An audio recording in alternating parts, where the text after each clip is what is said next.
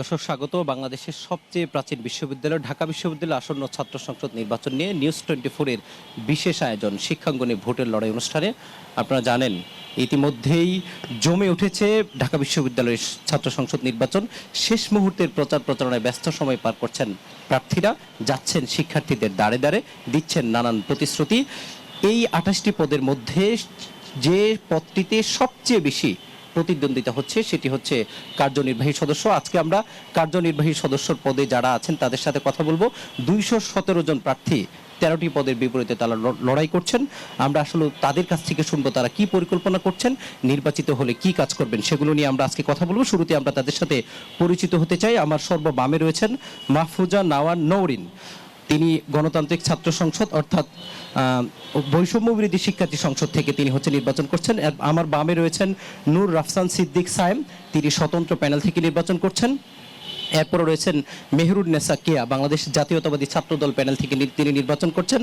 আমার সর্বডারে রয়েছেন আশিক খান, তিনিও স্বতন্ত্র পদ থেকে নির্বাচন করছেন। এরপর রয়েছেন তাজিনুর রহমান, তিনি বাংলাদেশ ইসলামী ছাত্র শিবির সমর্থিত ঐক্যবদ্ধ শিক্ষার্থী জোট থেকে নির্বাচন করছেন। এরপরে রয়েছেন আমার শুরুতেই যিনি রয়েছেন তার নাম হচ্ছে মাহতাব ইসলাম, ডাকসু ফর চেঞ্জের প্রতিনিধি হিসাবে তিনি হচ্ছে নির্বাচন করছেন। আপনাদের সবাইকে স্বাগত জানাচ্ছি নিউজ 24 আজকের এই প্রোগ্রামে। আমি শুরুতেই মাহফুজা নাওর আপনাকে দিয়ে শুরু করতে চাই। সেটি হচ্ছে যে 28টি পদের মধ্যে 15টি পদ রীতিমতো সম্পাদক, জিএস, এজিএস তাদের কার্যক্রম ভাগ করে দেওয়া আছে। 13টি পদ হচ্ছে কার্যনির্বাহী পদ। কাজ ভাগ করে দেওয়ার পরে মূলত এই কার্যনির্বাহী পদের কাজ আর কি, আপনি নির্বাচিত হলে কি কি কাজ করবেন?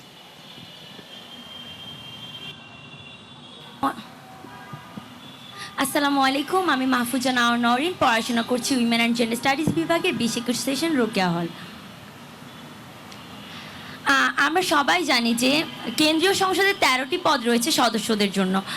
আমরা যতটুকু জানি যে সদস্য পদগুলোকে নির্বাচিত হওয়ার পর অ্যালাইন করে দেওয়া হবে প্রত্যেকটি সম্পাদক পদের সাথে, এবং তাদের নির্দিষ্ট সেক্টরে কাজ ভাগ করে দেওয়া হবে। আর আমি নির্বাচিত হলে এক্ষেত্রে যেসব কাজগুলো করতে পারবো সেটা আমার গঠনতন্ত্রের কার্যপরিধিতে বলা রয়েছে। যদি আমি ক্রীড়া সম্পাদকের সাথে অ্যালাইন্ড হই তখন আমার কাজ ক্রীড়া সেক্টরে থাকবে। আমি যদি সাংস্কৃতিক সম্পাদকের সাথে অ্যালাইন্ড হই তাহলে আমার কাজ সেই সেক্টরে থাকবে। আর আমি নির্বাচিত হওয়ার পর আমার ইশতেহার অনুযায়ী, যেহেতু আমি নারী বান্ধব এবং নিরাপদ ক্যাম্পাস গড়ার অঙ্গীকার নিয়েছি, তো সেক্ষেত্রে আমার কাজ থাকবে সেক্ষেত্রে প্রশাসনের সাথে অ্যালাইন করে, প্রশাসনকে প্রেশার ক্রিয়েট করে এই কাজগুলো বাস্তবায়ন করা। আপনার বিশেষ কোনো পরিকল্পনা আছে কেন? ফর এক্সাম্পল, আপনি যদি ক্রিয়া সম্পাদকের সাথেই হচ্ছে অ্যাডজাস্ট হন, সেক্ষেত্রে ক্রিয়া নিয়ে আপনার পরিকল্পনা কি? বা আপনি যদি রিডিং রুম পদের সাথে হন, আপনার পরিকল্পনা কি? বিশেষ কোনো কাজে আপনার আগ্রহ আছে কিনা, যে কাজটা আমি বেশি করতে চাই? আচ্ছা, ক্রিয়া পদে যখন যদি আমি ক্রিয়া সম্পাদকের সাথে অ্যালাইন্ড হই তাহলে আমার কাজগুলো কি হবে? দেখা যায় যে আমাদের ঢাকা বিশ্ববিদ্যালয়ে বেশিরভাগ সময় আমাদের মেয়েদেরকে ইনডোর গেমসের দিকে পুশ করা হয়। একটা মহল আছে যারা শুধুমাত্র ঠিক চিন্তা ভাবনা করে যে মেয়েরা দাবা খেলবে, মেয়েরা হচ্ছে হলে পার্টিসিপেট করবে। মেয়েদের হলে এমনকি ক্রীড়ার যে সরঞ্জামাদি সেগুলো পর্যন্ত মানে সেরকমভাবে নেই। দেখা যায় যে মেয়েরা বেশিরভাগ সময় হচ্ছে যে যদি অংশগ্রহণ করতেও চায় তখন তারা ভাবে যে আমি হল থেকে তো অংশগ্রহণ করছি, সেখানে তো আন্তর্জাতিক পর্যায়ের প্লেয়ারও থাকবে, তা আমি কি পারবো নাকি? এই যে গ্রুমিংটা হয় না, এই যে সরঞ্জামের অভাব, এই যে ট্রেনিংয়ের অভাব, সেখানে আমি মেনলি কাজ করতে চাই। আর আগ্রহ সৃষ্টিও আমার একটা কাজের পরিধি হবে। আপনি পরিবেশ কেমন দেখছেন? একজন নারী প্রার্থী হিসেবে আপনি নির্বাচন করছেন, পরিবেশটা কেমন দেখছেন? আচ্ছা, নারী প্রার্থী হিসেবে যদি আমি বলি, এখানে দেখা যাচ্ছে যে বেশিরভাগ সময় আমাকে নারী প্রার্থী হিসেবেই দেখা হচ্ছে, নারী নেতৃত্ব হিসেবে দেখা হচ্ছে। আমি কিন্তু শুধুমাত্র নারী নেতৃত্ব হিসেবে এখানে আসিনি, আমি এখানে ছেলে মেয়ে সবাইকে প্রতিনিধিত্ব করতে এসেছি। দেখা যাচ্ছে যে আমি নারী হওয়ার কারণে আমার সাথে রাজনৈতিক মতভিন্নতা হলে আমাকে স্লাট শেমিং করা হচ্ছে, আমাকে নিয়ে কটূক্তি করা হচ্ছে, আমাকে নিয়ে কুরুচিপূর্ণ মেম বানানো হচ্ছে। আর এইগুলো কারা করছে? কিছু মহল আছে যারা বট বাহিনী পালছে, তারা করছে। আবার দেখা যাচ্ছে যে যখনই আমার সাথে রাজনৈতিকভাবে পারছে না, তারা তখনই স্লাট শেমিংকে অ্যাটাক করার বা রাজনৈতিক কোনো কাউন্টার হিসেবে গণ্য করছে। জি, আপনাকে ধন্যবাদ। আমরা নূর রাফসান সিদ্দিক আপনার কাছে আসতে চাই। আপনি হচ্ছে স্বতন্ত্র প্রার্থী হিসাবে নির্বাচন করছেন। দলীয় প্যানেল থেকে বড় বড় মানে কি বলে হাই ভোল্টেজ প্যানেল আছে, সেই প্যানেল বাদ দিয়ে লোকজন আপনাকে কেন ভোট দিবে? নির্বাচিত হলে আপনি কি করবেন? আচ্ছা, আসসালামু আলাইকুম, আমি নূর রাফসান সিদ্দিক সাইম। আমি 61 নম্বর ব্যালট নিয়ে প্রতিদ্বন্দ্বিতা করছি সদস্য পদে। আসলে আপনার প্রথম প্রশ্নে আসি। আমি হচ্ছে কাজ করছি হচ্ছে স্মোকিং জোন নির্মাণ নিয়ে। তো স্মোকিং জোন নির্মাণ করতে গেলে ক্যাম্পাসে একটা বৃহত্তর অংশ আছে যারা ধূমপায়ী। এই ধূমপায়ী সংখ্যা মানে ভোটাররা হচ্ছে প্যানেলের বিপক্ষে চলে যাবে, এই জন্যই আমি স্বতন্ত্রভাবে নির্বাচন করছি। কিন্তু একই সাথে ক্যাম্পাসে হচ্ছে মেজর অংশ সেটা কিন্তু কখনোই ধূমপানের সাথে জড়িত নয়। বিশেষ করে নারী শিক্ষার্থীরা কোনোদিনই ধূমপানের পক্ষে ছিল না, তারা ধূমপানের বিরুদ্ধে সোচ্চার। কিন্তু বিশ্ববিদ্যালয় প্রশাসন বরাবরের মতোই এই বিষয়টাকে ইগনোর করে চলে গেছে এবং হচ্ছে ক্যাম্পাসে ধূমপায়ী এবং অধূমপায়ীদের সেপারেট করার একটা প্রচেষ্টা কখনোই দেখিনি। বরং বিশ্ববিদ্যালয় থেকে আমার মনে হয়েছে ধূমপানকে প্রমোট করা হচ্ছে। আর কি পরিকল্পনা আছে আপনার? আমি একটা জিনিস নিয়ে কাজ করছি, সেটা হচ্ছে স্মোকিং জোন নির্মাণ। কারণ আমি ক্যাম্পাসে যেদিন প্রথমে এসেছি সেদিন থেকেই আমাকে একটা জিনিস সাবার করছে, সেটা হচ্ছে এই সিগারেটের ধোঁয়া। শুধু আমি নই, প্রতিটি নারী শিক্ষার্থী এবং ক্যাম্পাসে যে অধূমপায়ী যে শিক্ষার্থী আছে সকলেই এই ধোঁয়ার কারণে অতিষ্ঠ। এবং আমি এই জন্য আমার ফোকাস যেন ডাইভার্ট না হয়, এই জন্য আমি একটাতেই আসি, সেটা হচ্ছে আমি স্মোকিং জোন নির্মাণ করব। এবং ক্যাম্পাসে হচ্ছে সবাই যার যার মতো স্মোকিং করতে পারে, এটাও তার একটা অধিকার। সেই বিষয়ে আপনি অধিকার কি ব্যবস্থা করবেন? আচ্ছা, স্মোকিং করা হচ্ছে একটি ব্যক্তিগত স্বাধীনতা, কিন্তু একই সাথে হচ্ছে পরিবেশগত সুরক্ষা আপনাকে দিতে হবে। আপনাকে হচ্ছে যে আপনি যে মানে ব্যক্তিগত স্বাধীনতাও ক্ষুণ্ণ করতে পারবেন না, আবার পরিবেশগত যে নিরাপত্তা এটা আপনাকে নিশ্চিত করতে হবে। এটা নিশ্চিত করতে গেলে আপনাকে অবশ্যই স্মোকিং জোন নির্মাণ করতে হবে। কেননা স্মোকিং জোনই এমন একটা জায়গা যেখানে মানুষ স্মোক করবে এবং প্রকাশ্যে ধূমপান বাংলাদেশে বিদ্যমান অনুযায়ী নিষিদ্ধ। এবং আপনি মানে বিশ্ববিদ্যালয় প্রশাসনের উচিত প্রকাশ্যে ধূমপানের জন্য জরিমানা করা, কিন্তু বিশ্ববিদ্যালয় প্রশাসন কোনোদিন এটা করে নেই। আমার ইচ্ছা আছে স্মোকিং জোন নির্মাণ করা, যাতে শিক্ষার্থীরা স্মোক করতে পারে, তাদের ব্যক্তিগত স্বাধীনতা নিশ্চিত করতে পারে এবং একই সাথে যারা অধূমপায়ী শিক্ষার্থী আছে তারাও যেন তাদের স্বাস্থ্যগত সুরক্ষা নিশ্চিত করতে পারে। আপনাকে ধন্যবাদ। আমরা মেহেরুন্নেসাকে আপনার কাছে আসতে চাই। সেটি হচ্ছে যে আপনি একটি বড় প্যানেল অর্থাৎ জাতীয়তাবাদী ছাত্রদল থেকে আপনি হচ্ছে নির্বাচন করছেন। সেটি হচ্ছে যে একই প্রশ্ন আপনার ক্ষেত্রেও, যে সব কাজ মূলত সদস্য সম্পাদক এবং বিপিজিএস এজিএস এদের মধ্যে ভাগ করে দেওয়া। সেক্ষেত্রে আপনি এই সেক্টরে সে কাজের কতটুকু স্বাধীনতা পাবেন? দ্বিতীয়ত হচ্ছে আপনি নির্বাচিত হলো কোন বিষয়গুলোকে নিয়ে কাজ করতে চান? ধন্যবাদ আমাকে কথা বলার সুযোগ করে দেওয়ার জন্য। হ্যালো, আমার নাম হচ্ছে মেহেরুন্নেসা কেয়া। আমি বাংলাদেশ জাতীয়তাবাদী ছাত্রদল প্যানেল মনোনীত এবার কেন্দ্রীয় সংসদ নির্বাচনে সদস্য পদে দাঁড়িয়েছি। আমার ব্যালট নম্বর হচ্ছে 80। তো আপনার প্রশ্নে আসি, আমাদের কতটুকু স্বাধীনতা দেয়া হবে? দেখুন, আমি মনে করি যে সম্পাদক, আমাদের দেখেন প্রত্যেকটা সেক্টরে কিন্তু সম্পাদক ভাগ করে দেয়া, যে কে কী কাজ করবে। তাহলে আমাদের সদস্যদের কাজটা কি থাকবে? তো আমাদের সদস্যদের ফার্স্ট অফ অল হচ্ছে অ্যালাইন করা হবে সম্পাদকদের সাথে। এরপরে হচ্ছে যে আপনি বলছেন যে আমাদের স্বাধীনতা কতটুকু থাকবে কাজের। আমি মনে করি যে আমাদের স্বাধীনতাটা যথেষ্ট থাকবে। অ্যাটলিস্ট আমরা ইনোভেটিভ আইডিয়াসগুলো তাদেরকে প্রেজেন্ট করতে পারবো, যে আমরা এই সেক্টরে এইভাবে কাজ করতে পারি বা ওইভাবে কাজ করতে পারি। দেখুন, একজন মানুষের পক্ষে কিন্তু সকল কাজ করা কখনোই সম্ভব না, তার হেল্পিং হ্যান্ডস লাগবে, এটাই স্বাভাবিক। তো আমি নিজেকে মনে করব যে আমি আমার যার সাথে আমার অ্যালাইন্ড হোক, যাকে আমি হেল্প করব, তো আমি তার কাছে কত রকমের সমস্যা নিয়ে আসতে পারবো এবং ইনোভেটিভ আইডিয়াস নিয়ে আসতে পারবো, সেটা থাকবে আমার চেষ্টা। আর আমি যদি আপনি যদি জিজ্ঞেস করেন যে আমি বিশ্ববিদ্যালয়ে কী কী নিয়ে কাজ করতে চাচ্ছি, তাহলে সেটা ফার্স্ট অফ অল হচ্ছে যে আমি আমাদের ক্যাম্পাসের ভবনগুলোতে ওয়াশরুমগুলো যে জনিত সমস্যা, তো সেইটা নিয়ে আমি কাজ করতে চাচ্ছি। আমি বিগত 5 বছর যাবৎ এই ওয়াশরুম জনিত সমস্যায় মানে বলার বাহিরে আমি কি কি সমস্যা ফেস করেছি। আমাদের ওয়াশরুমগুলোতে দেখবেন আধুনিক ফ্যাসিলিটিস ধারে কাছেও নেই। আমাদের নর্মাল যে একটা হ্যান্ড ওয়াশ, টিস্যু বলবো, এগুলোও নেই। আমাদের মেয়েদের স্যানিটারি প্যাডসের ভেন্ডিং মেশিনসগুলো খুবই অপ্রতুল। তো আমি চাচ্ছি ফার্স্টে ওয়াশরুমগুলোকে নিয়ে কাজ করার, এবং সেকেন্ডলি আমি চাচ্ছি যে আমাদের স্টাফ অ্যাকাউন্টেবিলিটি নিয়ে কাজ করব। আমাদের বিশ্ববিদ্যালয়ের শিক্ষার্থীদের প্রায় অভিযোগ থাকে যে তারা প্রশাসন ভবনে বিভিন্ন ধরনের হেনস্থার শিকার হয়, তাদের কাজে ডিলে হয়ে যায়। দুপুরের পরে আসুন, সেই যে কালচার, সেটা নিয়ে কি পরিকল্পনা? কোন কালচার? এই যে রেজিস্টার বিল্ডিং এ গেলে দুপুরের পরে আসুন। হ্যাঁ, এই যে কালচার, এটার জন্যই কিন্তু আমাদের কাজে ডিলে হয়ে যায়। এই যে লাঞ্চের টাইমটা যে আমরা মানে আমাদের কাজটাকে যে আটকে দেয়, এটার জন্য কিন্তু আমাদের ভালো একটা সময় নষ্ট হয়ে যায় সেখানে। তারপর আমাদের কাগজপত্র নিয়েও কিন্তু আমাদের নানা ধরনের প্রবলেমসের ফেস করতে হয়। তার মানে আপনি শিক্ষার্থী বান্ধব কাজ করবেন। যে আমরা আপনার কাছে আবারও ফিরবো। আমরা এবার একটু যেতে চাই হচ্ছে আশিক খান আপনার কাছে। সেটি হচ্ছে যে বাঘা বাঘা প্যানেল, ব্যাপক হাইপ, গণমাধ্যম সব ব্যাপক, এবং তাদের পরিকল্পনা অনেকেই ধরে নিয়েছেন যে তারা জিতে যাচ্ছেন। সেই জিতে যাওয়া প্রার্থীদের মধ্যে আপনি একজন স্বতন্ত্র প্রার্থী। আপনি সেই কাজ করার স্বাধীনতা কতটুকু পাবেন? নির্বাচিত হলে কি কি কাজ করবেন আপনি? জি, আপনাকে ধন্যবাদ। আপনারা জানেন যে আমরা একটা আংশিক প্যানেল দিয়েছি। আমাদের সাহিত্য সম্পাদক মোসাদ্দেক এবং সমাজসেবা সম্পাদক রয়েছে এবং আমরা দুজন সদস্য। তো এটা আপনি সত্য বলেছেন যে আমরা যদি চাইতাম আমরা যে কোনো প্যানেলে মুভ করতে পারতাম, কিন্তু আপনারা জানেন যে জুলাইয়ের পর থেকে আমরা আসলে টেবিলে যেতে পারিনি। আমাদের অনেকগুলো কাজ আমরা করেছি। আমরা নির্বাচনের ক্ষেত্রে বলেছি, আমাদের ইশতেহার আমরা ঘোষণা করেছি। আমরা বলেছি যে আমাদের যেই ভোট চাওয়ার যেই জায়গাটা, আমাদের গ্রাউন্ডটা হচ্ছে আমাদের বিগত দিনে আমরা কী কাজ করেছি। যেমন আপনি জানবেন যে ক্যাম্পাসে আমরা প্রথম বর্ষ থেকেই আমাদের বৈষম্য এবং যে কোনো অন্যায়ের বিরুদ্ধে কথা বলার সৌভাগ্য হয়েছে। আপনারা জানবেন যে ক্যাম্পাসে যখন নারী নিপীড়ন হতো বা হিজোবোফোবিয়া হতো, ওটার বিরুদ্ধে আমরা প্রতিবাদ করেছি। তারপরে আপনি জানবেন যে ক্যাম্পাসে ট্রান্সজেন্ডার ইস্যুকে যখন একটা কোটা হিসেবে ইন্ট্রোডিউস করা হয়েছিল, সেটার বিরুদ্ধে আমরা কথা বলেছিলাম। তারপরে আমাদের সালাতুল ইস্তিসকা, আপনারা জানেন যে এই ক্যাম্পাসে প্রচুর পরিমাণে এখনও পর্যন্ত সাংস্কৃতিক এবং ধর্মীয় বৈষম্য রয়েছে। গত বছর যখন আমরা শুধুমাত্র সালাতুল ইস্তিসকা আদায় করার একটা প্রোগ্রাম আয়োজন করেছিলাম, সেই প্রোগ্রামটা আয়োজন করার কথিত অপরাধে আমাদেরকে একজন অ্যাসিস্ট্যান্ট প্রক্টর আমাদেরকে প্রক্টর অফিসে ডেকে নিয়ে যায় এবং আমাদেরকে তখন শোকজ করে এবং আমাদেরকে বিশ্ববিদ্যালয়ের ছাত্রত্ব থেকে বাতিল করার জন্য আহ্বান করে। সুতরাং বিগত দিনগুলোতে আমরা শিক্ষার্থীর জন্য কাজ করেছি এবং জুলাইয়ের পরও আপনারা জানেন যে আমরা আসলে টেবিলে ফিরে যেতে পারিনি। আপনারা দেখেছেন যে যখন জুলাইয়ের স্লোগান বিকৃত করা হয়, তখন আমরা রাজু ভাস্কর্যে প্রতিবাদ করেছি। আমরা যখন দেখেছি ঢাকা বিশ্ববিদ্যালয় ক্লাবের মতো একটা গুরুত্বপূর্ণ জায়গায় ফ্যাসিবাদী শিক্ষকদেরকে প্রদান করা হচ্ছে এবং একটা কমিটি দেওয়া হয়েছে, 15 সদস্য বিশিষ্ট কমিটি, আপনারা জানবেন যেই কমিটি আসলে নীল দল সাদা দলের একটা কম্বিনেশনের মাধ্যমে দেওয়া হয়েছিল। তো সেটার বিরুদ্ধে আমরা প্রতিবাদ করেছি। সুতরাং বিগত দিনে স্টুডেন্টদের যত ধরনের ক্রাইসিস ছিল, যেখানে কথা বলার দরকার ছিল, সেই জায়গায় আমরা ভোকাল হয়েছি এবং আমাদের সাথে আরও অনেক কিছু জড়িত। যেমন আপনারা জানবেন যে যখন আমরা দেখেছি জুলাইয়ের বিভিন্ন প্ল্যাটফর্ম এবং ঐক্যের ভিতরে ঐক্য বিনষ্ট হচ্ছিল, তখন আমরা সম্মিলিতভাবে আমরা জুলাই ঐক্য করেছি।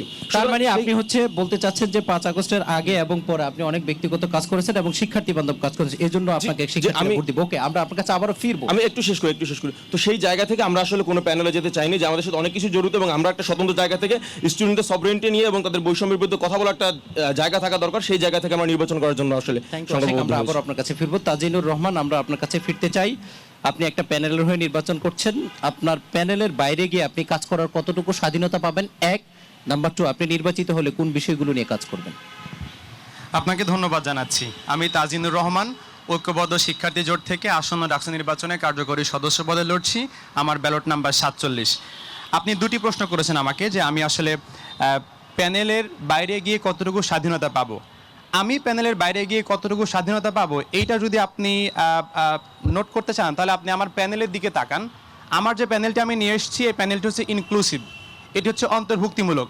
এই প্যানেলে এমন কিছু ব্যক্তিবর্গ রয়েছেন যারা কিনা এই প্যানেলটি শিবির সমর্থিত হলেও তারা প্যানেলে যোগদানের আগের দিন পর্যন্ত, ইভেন এখন পর্যন্ত তারা শিবিরের গঠনমূলক সমালোচনা সবসময় করেন এবং শিবির সেটি সবসময় গ্রহণ করছে। সুতরাং আমার এই প্যানেলের বাইরে কাজ করা যথেষ্ট আমার স্কোপ রয়েছে। এই প্যানেল আমাকে সে স্বাধীনতা দিয়েছে এবং এই প্যানেলটি হচ্ছে অন্তর্ভুক্তিমূলক প্রশাসন। প্রথম প্রশ্ন। আপনি দ্বিতীয় প্রশ্ন করেছেন আমি নির্বাচিত হলে আমি কি কাজ করব। দেখুন, একজন কার্যকরী সদস্য, আমি মনে করি একজন সম্পাদকের স্পেসিফিক ফিল্ডে স্পেসিফিক অভিজ্ঞতা থাকলে সে কাজ করতে পারবে, এটা তার জন্য সুবিধা। বাট কার্যকরী যে সদস্য, তার নানান দিকের জ্ঞান রাখতে হবে, কারণ সে আসলে সকলের সহযোগী, সকলের পরামর্শদাতা। আমি এই ক্যাম্পাসে লক্ষ্য করলে দেখতে পাবো যে এই ক্যাম্পাসে ইংরেজি মিডিয়াম থেকে শিক্ষার্থী এসছে, বাংলা মিডিয়াম থেকে শিক্ষার্থী এসছে, আলিয়া মাদ্রাসা থেকে এসছে, কওমি মাদ্রাসা থেকে শিক্ষার্থীরা এসছে। এখন এই যে নানা মতের, নানা পথের শিক্ষার্থীরা যা এসছে, তাদেরকে আমি একটা মিক্সড কালচারের মধ্যে আনতে হবে আমাকে। আমার ফার্স্ট প্রায়োরিটি হচ্ছে অন্তর্ভুক্তিমূলক কালচারে আমি নিয়ে আসবো। আমি নিজে যেহেতু একজন কালচারাল অ্যাক্টিভিস্ট, একজন সামাজিক সাংস্কৃতিক আন্দোলনের কর্মী, আমি নিজেও বিভিন্ন সামাজিক কাজ করে থাকি।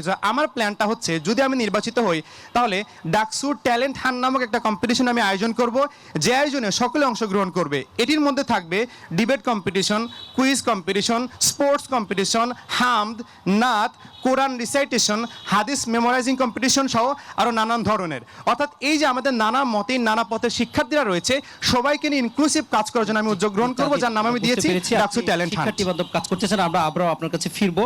আমরা একটু আসতে চাই হচ্ছে মাহাতাব ইসলাম, আপনার কাছে। ডাকসু ফর চেঞ্জ প্যানেল থেকে আপনি নির্বাচন করছেন, আপনার ক্ষেত্রে একই প্রশ্ন।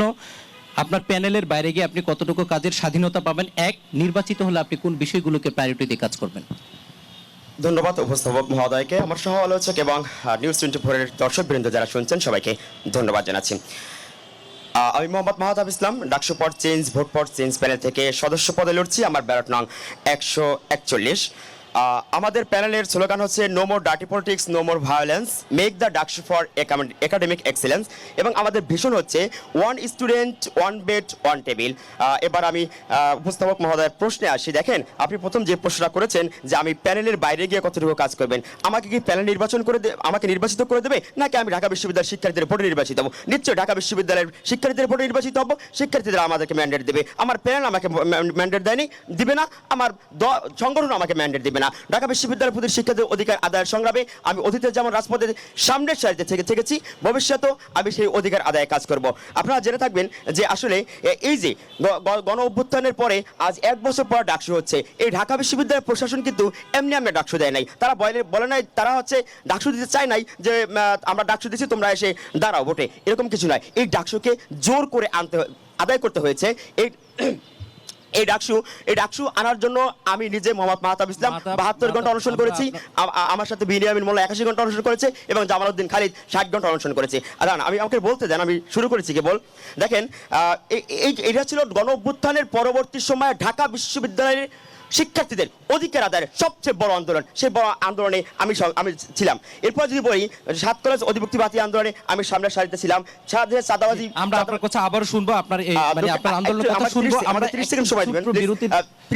পিএসসি সংস্কার আন্দোলন, আমি মোটা দাগে আমি 2-3টা আন্দোলনের কথা বলতেছি। দেন পিএসসি সংস্কার আন্দোলনে আমি একেবারে সামনের সারিতে ছিলাম। পিএসসি সংস্কার আন্দোলনের স্লোগানগুলো আমার মুখ থেকে দেওয়া। আমি আসলে বলতে চাচ্ছিলাম এটা, যে ঢাকা বিশ্ববিদ্যালয়ের শিক্ষার্থীদের অধিকার ভিত্তিক, বুদ্ধিবৃত্তিক সকল আন্দোলনে আমি একেবারে রাজপথে সর্বাগ্রে ছিলাম, এবং ভবিষ্যতে থাকবো। এই লাইভ টক সাথে আমি সেটা সবার সম্পর্কে কমিটমেন্ট করে যাচ্ছি। মাহতাব, আপনাকে অনেক ধন্যবাদ। আমরা আবার আপনার কাছে ফিরবো। দর্শক, এই পর্যায়ে আমাদের ছোট্ট একটি বিরতির সময় হলো, ফিরছি বিরতির পর, ততক্ষণ পর্যন্ত আমাদের সঙ্গেই থাকুন। দর্শক, বিরতির পর আবারও স্বাগত জানাচ্ছি। ঢাকা বিশ্ববিদ্যালয়ের আসন্ন ছাত্র সংসদ নির্বাচন নিয়ে নিউজ 24 এর বিশেষ আয়োজন শিক্ষাঙ্গনে ভোটের লড়াই অনুষ্ঠানে আমরা প্রার্থীদের বিভিন্ন কথা শুনছিলাম। আমরা এবার মেহেরুন্নেসাকে শুরুতে আপনার কাছে আসতে চাই। সেটি হচ্ছে, আপনি প্রথমত একটি দলের প্রার্থী, এরপরে হচ্ছে আপনি ব্যক্তি মেহেরুন্নেসা। এখন পর্যন্ত এবারে নির্বাচনে আমরা সবচেয়ে বেশি হচ্ছে অনলাইন ফ্রেমিং দেখেছি। এক পক্ষ আরেক পক্ষের বিরুদ্ধে নানা অভিযোগ নিয়ে আসছে, মানে সব পক্ষই প্রমাণ করার চেষ্টা করেছে তারা নানা ধরনের অপকর্মের বিরুদ্ধে। আমার প্রশ্ন হচ্ছে, আপনি নির্বাচিত হওয়ার পর দল এবং আপনার ব্যক্তিত্ব যদি দুইটা সাংঘর্ষিক হয় কাজ করার ক্ষেত্রে, সেক্ষেত্রে আপনি কোন বিষয়টাকে বাছাই করে নেবেন? সাধারণ শিক্ষার্থীদের পক্ষে তখন থাকবেন কিনা?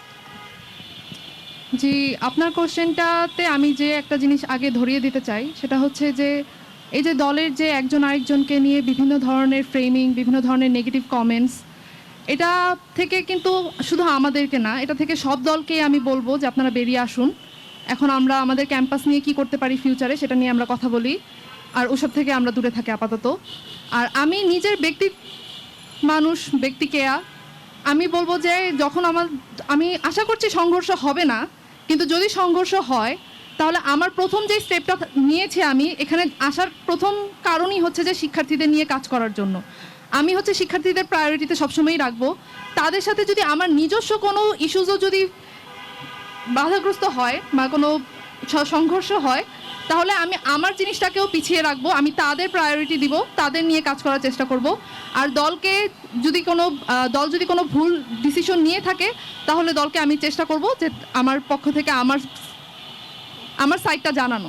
জি, আপনাকে ধন্যবাদ। আমরা এবার রাফসান আপনার কাছে আসতে চাই। সেটি হচ্ছে, আপনি স্বতন্ত্রভাবে নির্বাচন করছেন, যখন কোনো প্যানেল উঠে আসবে তখন কাজের ক্ষেত্রে আপনাকে প্রতিবন্ধকতা তৈরি করবে এক, অথবা আপনি সেইভাবে সুযোগ নাও পেতে পারেন। সাধারণ শিক্ষার্থীদের যে ম্যান্ডেট নিয়ে আপনি তখন নির্বাচিত হবেন, সাধারণ শিক্ষার্থীরা সেই ম্যান্ডেট যদি আপনি পূরণ করতে না পারেন, তখন আপনার অবস্থানটা কি হবে যদি আপনি বাধাগ্রস্ত হন? আচ্ছা, ধন্যবাদ। প্রথম কথা হচ্ছে যে আপনার বারবার প্যানেলের কথা বলতেছেন, আমি একটু জিনিস ক্লিয়ার করে দিই। আচ্ছা, শিবির, বাকসাস বা হচ্ছে ছাত্রদল সব মিলায় তাদের ভোট কত? 5,000, সর্বোচ্চ 10,000, কিন্তু 30,000 ভোট তো স্বতন্ত্রদের পক্ষেই আছে। 30,000 ভোট তো মানে আমাদের সাথে বিশ্বাসঘাতকতা নাও করতে পারে, এবং যদি শিবির, ছাত্রদল এবং বাকসাস যদি জিতেও যায়, এই 30,000 ভোট দিয়ে জিতে আসতে হবে। তো সাধারণ শিক্ষার্থীদের বাইরে গিয়ে, সাধারণ শিক্ষার্থীদের সাথে চোখে চোখ রাঙিয়ে কোনো প্যানেলই, কোনো দলই কখনো টিকে থাকতে পারবে না বলে আমি বিশ্বাস রাখি। আর যেটা আপনি বললেন যে কাজের কতটুকু সুযোগ আছে, আমি মনে করি আমার যে ইশতেহার বা আমি ঢাকা বিশ্ববিদ্যালয়ের জন্য যা করতে চাই, আমি শুধু নয় সকল প্রার্থী যা করতে চায়, কোনোটি হচ্ছে ঢাকা বিশ্ববিদ্যালয়ের শিক্ষার্থীর পরিপন্থী নয়। সকল প্রার্থী যে ইশতেহারগুলো দিচ্ছেন সবগুলোই ঢাকা বিশ্ববিদ্যালয়ের শিক্ষার্থীদের প্রতিনিধিত্ব করে, এবং সকলগুলোই সব মোটামুটি 90% ইশতেহারই হচ্ছে ঢাকা বিশ্ববিদ্যালয়ের শিক্ষার্থীদের জন্য খুবই উপকারী হবে। তো এক্ষেত্রে যদি কোনো প্যানেল বাধা দেয়, অবশ্যই আমি মনে করবো সেই প্যানেলকে ঢাকা বিশ্ববিদ্যালয়ের শিক্ষার্থীরা প্রত্যাখ্যান করবে, সেই ভিপিকে প্রত্যাখ্যান করবে। জি, আপনাকে ধন্যবাদ। আমরা আসতে চাই হচ্ছে নরিন আপনার কাছে, সেটা হচ্ছে একই প্রশ্ন আপনার ক্ষেত্রে। আপনি একটা প্যানেল থেকে নির্বাচন করছেন, আপনার এই প্রশ্নটা একইভাবে আপনি যখন কাজ করতে যাবেন তখন প্যানেল এবং ব্যক্তি নওরিন যদি দুইটার মধ্যে বাধাগ্রস্ত হয়, সাধারণ শিক্ষার্থীদের জন্য তখন আপনার অবস্থান কি হবে? এখন আপনি যেভাবে সেই শিক্ষার্থীদের কাছে যাচ্ছেন তখন সাধারণ শিক্ষার্থীরা আপনার কাছে সেভাবে যেতে পারবে কিনা? এটা কেন বললাম? নেতা হওয়ার পর আমাদের আর সাধারণ শিক্ষার্থী বা সাধারণ মানুষের কেউ খোঁজ খবর নেয় না। এক্ষেত্রে আপনার অবস্থান কি হবে? আচ্ছা, প্রথমে আমি আপনার শেষ থেকেই শুরু করছি যে আপনি বলেছেন যে নেতা হওয়ার পর। আচ্ছা, ডাকসুকে আমরা যদি ভাবি যে ডাকসু হচ্ছে যে জাতীয় নেতা গড়ার একটা মাধ্যম, তাহলে আমরা ভুল করব। এখানে আমরা যারা আসবো, আমরা সাধারণ শিক্ষার্থীদের ম্যান্ডেট নিয়ে এখানে আসবো, তাদের জন্য কাজ করার জন্য আসবো, আমাদের ক্যাম্পাসকে নারী বান্ধব, শিক্ষার্থী বান্ধব ক্যাম্পাস তৈরি করার জন্য আসবো এখানে। আর আমি বিশ্বাস করি ঢাকা বিশ্ববিদ্যালয়ে কোনো এই ফ্যাসিবাদ বিরোধী আন্দোলনের পর 5 আগস্ট পরবর্তী সময়ে আমাদের ঢাকা বিশ্ববিদ্যালয়ের শিক্ষার্থীরা ক্যাম্পাস বলুন বা জাতীয় স্বার্থে যখন যেখানে স্বৈরাচার মাথাচাড়া দিয়ে উঠেছে, তারা সরাসরি প্রতিবাদ করেছে, প্রত্যাখ্যান করেছে, অবস্থান নিয়েছে। সেক্ষেত্রে আমার শিক্ষার্থীদের ওই গার্ডস আছে যে নির্বাচিত প্যানেলের প্রতিনিধি বলুন, ভিপি বলুন, জিএস বলুন, সদস্য বলুন, সবার যদি কোনো কিছু যদি শিক্ষার্থী পরিপন্থী না হয়, বরং তাদের বিরুদ্ধে যায়, তারা তখনই সেখানে প্রতিবাদ করবে, অবস্থান নিবে এবং সেটা প্রত্যাখ্যান করা তাদের সেই গার্ডস রয়েছে। জি, আপনাকে ধন্যবাদ। আমরা এবার আসতে চাই হচ্ছে মাহতাব আপনার কাছে। আপনি অনেকগুলো পরিকল্পনার কথা বলছিলেন, আপনি অনেক আন্দোলন করছেন এবং আপনার আন্দোলনের ফসল আপনি বলতে চাচ্ছেন ডাকসু নির্বাচন। আচ্ছা, আপনার ক্ষেত্রে একই প্রশ্ন বলতে চাই, আপনি নির্বাচিত হওয়ার পর একজন নেতা হিসেবে গণ্য হবেন। আপনি তো এতদিন আন্দোলন করেছেন হচ্ছে সাধারণ শিক্ষার্থীদের পক্ষে। নেতা হওয়ার পর নেতা ভার্সেস সাধারণ শিক্ষার্থী যদি তখন ব্যক্তি মাহতাবকে বিবেচনা করে, তখন আসলে আপনার অবস্থান কি হবে? সাধারণ শিক্ষার্থীরা আপনার কাছে সেভাবে পৌঁছাতে পারবে এখন যেভাবে পৌঁছাতে পারে? জি, আসলে আপনার যদি এর আগের প্রশ্নে যাই, আমি কিন্তু আমাকে বলার সুযোগই দেন নাই। দেখেন, আপনি বলেছিলেন যে আমি কি করব। আসলে আমি নির্বাচিত হতে পারলে আমি ঢাকা বিশ্ববিদ্যালয়কে ideal campus for modern learning হিসেবে গড়ে তুলবো। একটা আইডিয়াল ক্যাম্পাসে কি থাকবে? একটা আইডিয়াল ক্যাম্পাসে খাবারের সংকট থাকবে না, আবাসন সংকট থাকবে না। আমার মতো মফস্বল থেকে যে ছেলেটা উঠে এসেছে তাকে এসেই বড় ভাইকে ফোন দিতে হবে না, ভাই আমাকে একটা টিউশনি দেন। আমার দায়িত্ব এই ঢাকা বিশ্ববিদ্যালয়ে চান্স পাওয়ার পরে আমার দায়িত্ব, সম্পূর্ণ দায়িত্ব ঢাকা বিশ্ববিদ্যালয় নিয়েছে। আমাকে পড়ালেখার দায়িত্ব, খাবারের দায়িত্ব, আবাসনের দায়িত্ব, সম্পূর্ণ দায়িত্ব ঢাকা বিশ্ববিদ্যালয় নেবে। এখানে দরকার হলে আমাকে প্রয়োজনে আমাকে আবাসন বৃত্তি দেবে, আমাকে হচ্ছে খাবারের ভর্তুকি দিয়ে আমাকে পুষ্টিসম্মত খাবার দিবে। এই ঢাকা বিশ্ববিদ্যালয় নারীদের একটা নিরাপদ ক্যাম্পাস দিবে। অথচ দেখেন ভবঘুরে এই আমার আশেপাশে তাকালে দেখবেন এখানে বহিরাগত অনেক আছে, সেখানে কেন এই ধরনের থাকবে? এ ধরনের থাকা উচিত ছিল না। ঢাকা বিশ্ববিদ্যালয়কে একটা আইডিয়াল ক্যাম্পাস হিসেবে গড়ে তুলবো, সেই লক্ষ্যে আমি কাজ করবো। দেখেন, যেটা বলছিলেন নেতা হওয়ার পরে, নেতা হওয়া বলতে আমি কিছু বুঝি না। আমি বুঝি আমি সাধারণ শিক্ষার্থীদের জন্য রাজপথে সবসময় ছিলাম, অধিকার আদায়ে সবসময় ছিলাম, সামনেও থাকবো। সেখানে নেতা হিসাবে নয়, আমি যখনই দেখবো যে শিক্ষার্থীদের সংকট, এই ঢাকা বিশ্ববিদ্যালয়ের সংকট, তখনই আমি রাজপথে ঝাঁপিয়ে পড়বো। শিক্ষার্থীদের আমাদের কাছে পৌঁছানো লাগবে না, আমি শিক্ষার্থীদের কাছে পৌঁছাবো। আমি শিক্ষার্থীদের কাছে পৌঁছে দেখবো, যখন দেখবো শিক্ষার্থীরা যে কোনো সমস্যার জর্জরিত, আমি তখন সেই সমস্যা সমাধানে কাজ করবো। ধন্যবাদ। জি, আপনাকে ধন্যবাদ। তাজিন, আপনার কাছে আসতে চাই, সেটি হচ্ছে যে আপনি শুরুতে স্বতন্ত্রভাবে ছিলেন, এরপরে আপনি শিবিরের প্যানেলে ঢুকলেন। আপনার ক্ষেত্রে প্রশ্ন হচ্ছে কেন এখানে আসলেন? সেক্ষেত্রে আপনি অলরেডি বিশেষত বর্ণনা করেছেন। প্যানেল ভার্সেস তাজিন যদি দুইটাই বিরোধী মত হয়ে দাঁড়ায়, তাজিনের অবস্থান তখন কি হবে? তাজিন কি করতে চায় তখন? আপনাকে আবারও ধন্যবাদ। এই প্রশ্নের মুখোমুখি আমি বেশ কয়েকটা জায়গাতে হয়েছি, যেহেতু আমি শুরুতে স্বতন্ত্র ছিলাম। দেখুন, ঢাকা বিশ্ববিদ্যালয়ের শিক্ষার্থীরা তাদের প্রতিনিধি বাছাই করবে। এখানে বাছাই করার জন্য আমার কাছে বেশ কিছু মানদণ্ড আছে। সেটা হচ্ছে সেই শিক্ষার্থীর ওই সেক্টরে এক্সপার্টাইজ আছে কিনা, তার এক্সপিরিয়েন্সটা আছে কিনা, তার সততা আছে কিনা, নিষ্ঠা আছে কিনা, এবং সবচেয়ে বড় ব্যাপারটা হচ্ছে ওই শিক্ষার্থী যে প্রতিশ্রুতিগুলো দিচ্ছে সেই প্রতিশ্রুতি এককভাবে বাস্তবায়ন করার ক্যালিভারটা রাখে কিনা। এখন আমি যখন স্বতন্ত্র অবস্থায় ছিলাম, তখন আমার যে স্বপ্নগুলো ছিল যে আমি নির্বাচিত হয়ে আসলে স্বতন্ত্র প্রার্থী হিসেবে আমি এইটা করব, ওইটা করব, এইটা করব, এন্ড অফ দ্য ডে আমি বুঝতে পারতেছি যে আমার প্রত্যাশার সাথে আসলে বিশ্ববিদ্যালয়ের যে রিয়েল পরিবেশ যেটা আছে, এইটা হয়তো ক্ষেত্র বিশেষে নাও মিলতে পারে। সেক্ষেত্রে আমি যখন এদিক থেকে অফার পেলাম এবং তাদের ইশতেহারগুলো বা তাদের কর্ম লক্ষ্য উদ্দেশ্যগুলো আমি যাচাই বাছাই করে দেখলাম, তখন দেখলাম যে আসলে স্বতন্ত্র হিসেবে আমি যা ভাবতাম আর তারা ছাত্র শিবির প্যানেল যা ভাবছে, এই দুই ভাবনার মধ্যে খুব বেশি বৈসাদৃশ্য নেই, এবং সেই ভাবনার সাথে সাদৃশ্য থাকায় আমি তার সাথে এসছি। এখন আমার যে চিন্তাগুলো ছিল সেখানে তাদের চিন্তারও প্রতিফলন ঘটেছে। যেমন তারা ডাকসুকে একাডেমিক ক্যালেন্ডারে নিয়ে আসতে চেয়েছে। তারা সাম্য, তোফাজ্জেল, আবু বকর এদের হত্যাকাণ্ডের বিচার চেয়েছে ইশতেহারের মাধ্যমে, যা অন্য কোনো প্যানেলে আপনি দেখতে পাবেন না। কিন্তু এরপর ইউনিভার্সিটি এবং প্রাইভেট প্রতিষ্ঠানের সমন্বয়ে তারা আবাসন সমস্যা সংকট করতে চেয়েছে। এখন বলুন, এই যে এত বড় এবং বৃহৎ কাজগুলো একজন ব্যক্তি স্বতন্ত্রভাবে যদি সদস্য পদে সে নির্বাচিত হয়ে আসেও তার পক্ষে এটি কতটুকু বাস্তবায়নযোগ্য হবে ভিজুয়ালাইজ এরিয়াতে, রিয়েল লাইফে। তো এরপর আরও যে ইচ্ছাগুলো ছিল, যেমন পেপারলেস রেজিস্টার বিল্ডিং তৈরি করা হবে, এরপর ডাকসু ওয়েবসাইট আপডেট করা হবে, mentorship programme, start up programme, cyber বুলিংয়ে জিরো টলারেন্স, এক্সপার্টাইজ কিউরেটর নিয়োগ করা হবে। এই যে এত এত প্রজেক্টগুলো, এগুলো আমার চিন্তার সাথে মিল রয়েছে তাদের চিন্তার। এবং আমি দেখেছি যদি আমি একা পথ হাঁটতে গেলে হয়তো আমার কাছে বাস্তবায়নযোগ্য হয়তো নাও হতে পারে, কিন্তু সমন্বিতভাবে হাঁটলে 10-এর লাঠি 1-এর বোঝা হিসেবে আমি হয়তো বা বাস্তবায়ন আরো বেশি তাজিন, আপনাকে ফিল ধন্যবাদ। পাবো। আমি আমরা আশিক এটা আবার বিশ্বাস আপনার করি। কাছে আসতে চাই, সেটি হচ্ছে যে সবসময় একটি বিষয় আছে যে আমরা দেখেছি 19 সালের ডাকসু নির্বাচনে, যে যদিও সেটি নির্বাচন ছিল না আপনাদের ভাষায়, যে প্রতিশ্রুতি দিয়ে ডাকসু নেতারা নির্বাচিত হয়েছিল তার বেশিরভাগ প্রতিশ্রুতি রক্ষা করেনি। এবার যদি ডাকসু নির্বাচনে এরকমটাই হয় এবং আপনি সেই প্যানেলের সদস্য নির্বাচিত, সেই ক্ষেত্রে যদি শিক্ষার্থীদের প্রতিশ্রুতি রক্ষা না করে, তখন আপনার অবস্থান কি হবে? দেখেন, আমাদের সহ আলোচক যারা রয়েছে এবং যারা প্যানেল থেকে আসলে বলছে, তারা যতই বলুক যে তারা আসলে প্যানেলের বাইরে গিয়েও, দলীয় সিদ্ধান্তের বাইরে গিয়েও কাজ করবেন, আমরা এই ডাকসুর ইতিহাসে কখনো এটা দেখি নাই যে আসলে দল থেকে ব্যক্তিকে বা শিক্ষার্থীদের স্বার্থকে কোনো ক্যান্ডিডেট বেশি প্রাধান্য দিয়েছে। তো সেই জায়গা থেকে আমাদের সেই ফ্রিডমটা রয়েছে যে আমরা স্বতন্ত্র জায়গা থেকে নির্বাচন করছি এবং আমরা শিক্ষার্থীদের ম্যান্ডেট নিয়ে কাজ করবো, এবং আমরা ইতিমধ্যে আমাদের শিক্ষার্থীদের সেই ম্যান্ডেট আমরা বলেছি। তো সেই জায়গা থেকে আপনারা জানেন 2019 সালে ডাকসুতে কারচুপি হয়েছিল এবং যারা নির্বাচিত হয়েছিল তারা দলের উপরে গিয়ে শিক্ষার্থীদের স্বার্থ নিয়ে কোনো কাজ করে নাই।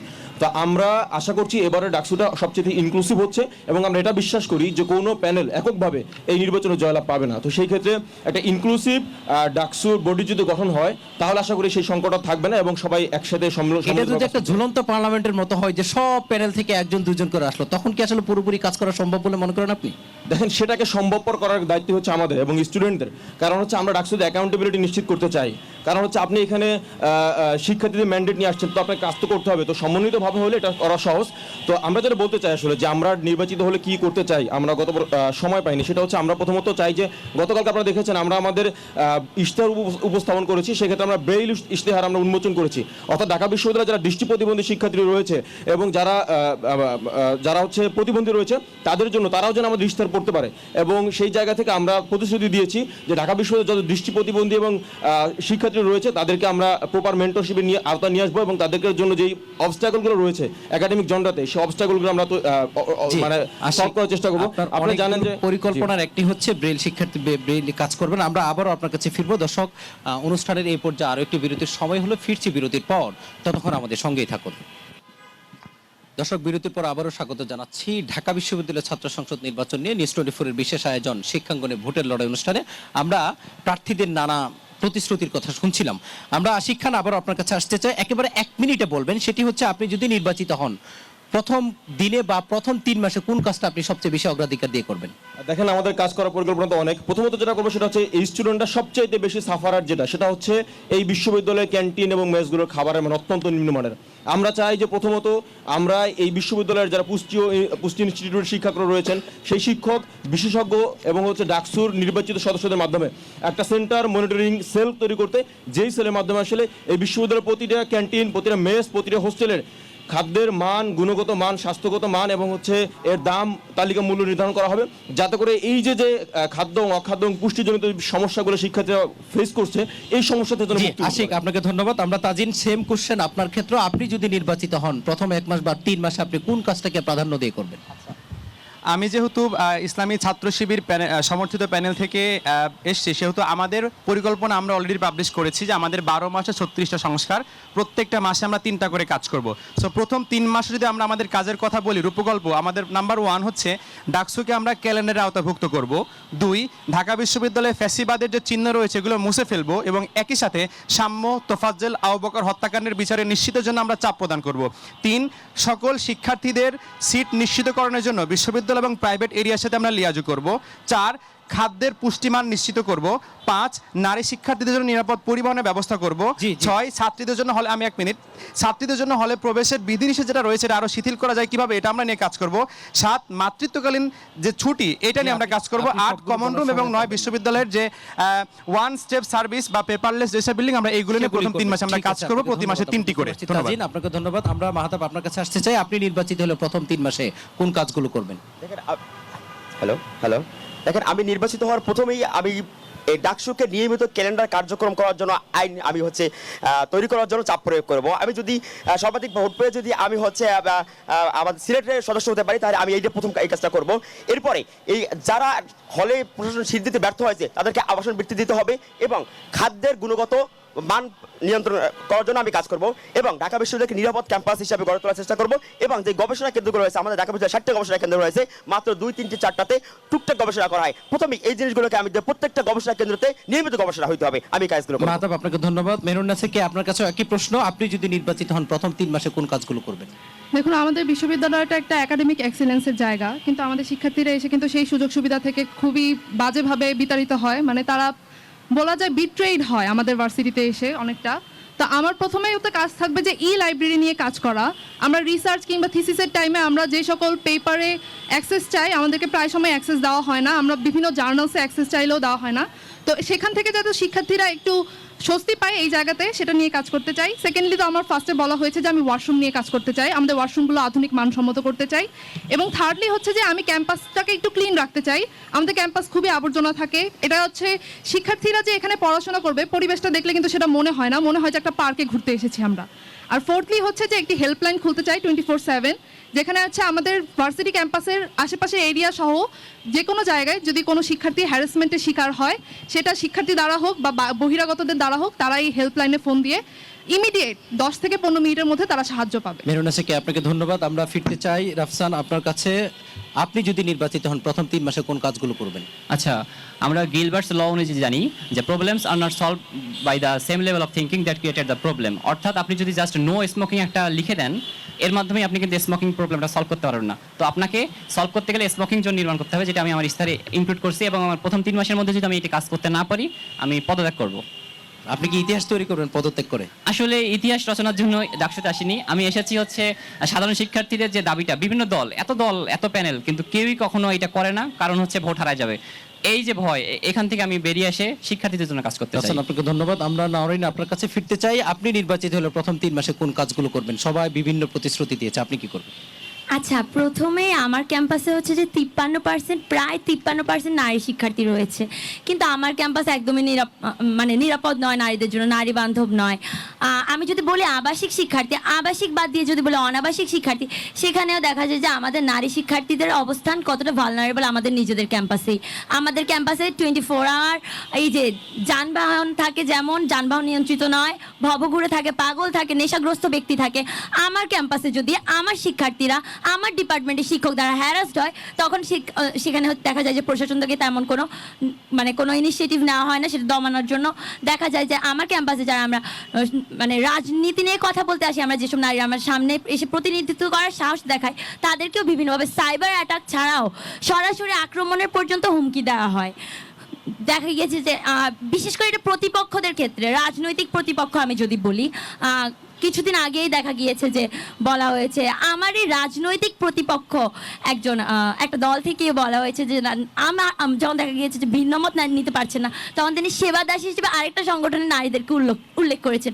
এই যে রাজনৈতিক সৌহার্দ্যের যে ব্যাঘ্নতা আমার ক্যাম্পাসে ঘটছে, আমার ক্যাম্পাসে যে নারী শিক্ষার্থীরা আবাসন সংকটে থাকছে, তারপরে আমাদের ক্যাম্পাসে যে আমাদের নারী শিক্ষার্থীদের সব থেকে বড় সমস্যা সেটা হচ্ছে যে ক্যান্টিনে পুষ্টিকর খাদ্য পাওয়া যায় না। তারা হচ্ছে যে, দেখুন, আমরা ছেলেদের কথা আমি বলি যে ছেলেরা হচ্ছে বাইরে থেকে গিয়ে খেতে পারে, যে কোনো ক্যাম্পাসের বাইরে গিয়ে ওরা হচ্ছে খাওয়া দাওয়া করে, ম্যাক্সিমাম টাইম নাজিরা বাজার বলেন বা যে কোনো জায়গায়। কিন্তু আমাদের নারী শিক্ষার্থীদের সবার তো সেই টাকা নাই নাজিরা বাজারে গিয়ে খাওয়ার।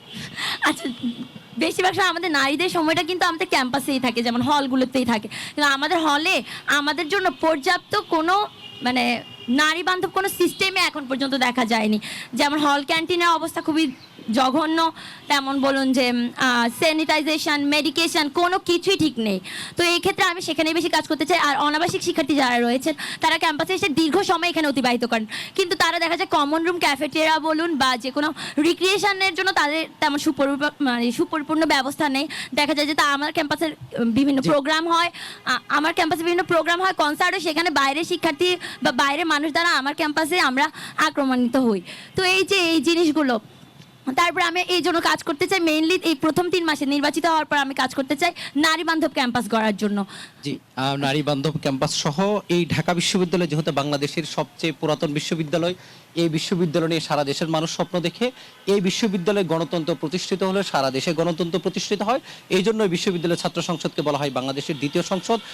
বাংলাদেশের ইতিহাসে সর্বশেষ কবে এমন উৎসব মুখর পরিবেশে নির্বাচন হয়েছে সেটি হয়তো বা কালের সাক্ষী হয়ে থাকবে। এবছর যে নির্বাচনী পরিবেশ বিরাজ করছে, শেষ পর্যন্ত এমন একটি পরিবেশ থাকবে এবং সাধারণ শিক্ষার্থীরা তাদের ভোটদানের মাধ্যমে তাদের নেতাদের নির্বাচিত করতে পারবেন এবং আগামী দিনে ঢাকা বিশ্ববিদ্যালয় আন্তর্জাতিক বিশ্ববিদ্যালয় হিসেবে রূপান্তরিত হবে এবং সাধারণ শিক্ষার্থীদের যে প্রত্যাশায় নির্বাচন ঘিরে তাদের সেই প্রত্যাশা পূরণ হবে। সেই প্রত্যাশা আজকের মতো এখানে শেষ করছি। এতক্ষণ আমাদের সাথে থাকার জন্য সবাইকে ধন্যবাদ। আগামীকাল বিকেল 4টায় ঠিক এই সময়ে আবারও শিক্ষাঙ্গনে ভোটের লড়াই অনুষ্ঠান দেখার আমন্ত্রণ জানিয়ে আজকের মতো এখানে শেষ করছি। ধন্যবাদ সবাইকে।